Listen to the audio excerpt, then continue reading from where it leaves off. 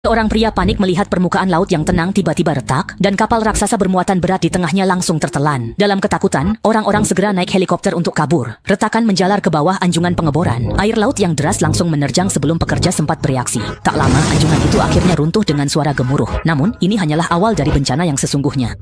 Setelah kejadian tersebut, data menunjukkan anjungan minyak tenggelam hanya dalam 2 menit 47 detik. Kecepatan ini membuat banyak pekerja tidak memiliki waktu untuk melarikan diri. Bahkan gempa dasar laut pun tak mungkin melenyapkannya secepat itu. Karena aneh, para ahli pun tidak mampu menebak penyebab pastinya. Demi mencari tahu, mereka menghubungi teknisi ahli bawah laut, Sofia dan Awe. Awalnya mereka mengira ini misi eksplorasi yang biasa saja. Namun adanya perjanjian kerahasiaan membuat suasana terasa mencekam. Demi bayaran tinggi, mereka tetap menandatangani berkas dan berangkat ke lokasi.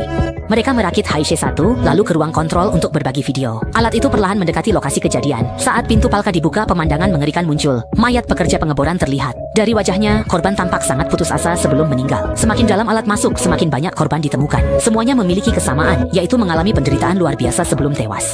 Tapi Sofia tak menyerah. Ia yakin di platform sebesar itu masih ada udara dan penyintas. Benar saja, ia menemukan seseorang di ruangan berudara. Awalnya orang itu takut dan mengira ada monster. Namun setelah sadar itu alat manusia, ia segera minta tolong.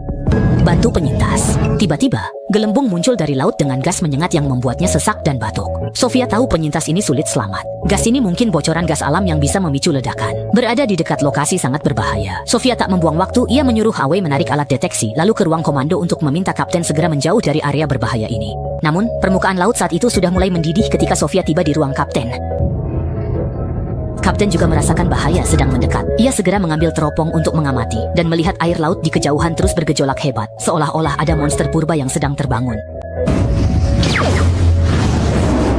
Gelombang kejut ledakan itu menyapu segalanya dan menyebabkan 8 orang tewas. Sofia hanya luka ringan, tapi kejadian ini benar-benar membuatnya ketakutan. Ia memutuskan berhenti kerja dan pulang bersama pacarnya yang berkepala botak. Beberapa hari kemudian, si botak terpaksa kembali bekerja di anjungan pengeboran minyak yang terhormat. Sofia yang bosan sendirian di rumah pun pergi ke studio untuk memeriksa rekaman detektor bersama rekan kerjanya.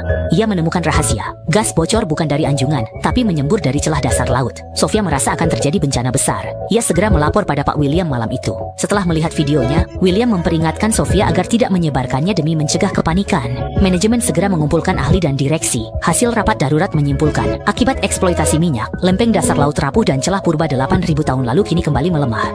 Runtuhan dasar laut dahsyat akan terjadi. Petinggi segera memutuskan, tutup pengeboran dan evakuasi personel. Dalam evakuasi darurat ini, sistem mendadak rusak saat penutupan katup, membuat separuh sumur gagal tertutup otomatis. Kini, penutupan manual harus dilakukan langsung di sumur. Sumur tempat botak, pacar Sofia, bekerja termasuk yang bermasalah tersebut. Jika sumur minyak bocor, dampaknya akan hancur. Si botak sukarela pergi ke ruang kontrol bawah laut. Turun dengan lift, ia mendapati pangkalan tidak stabil dan lantai bergetar.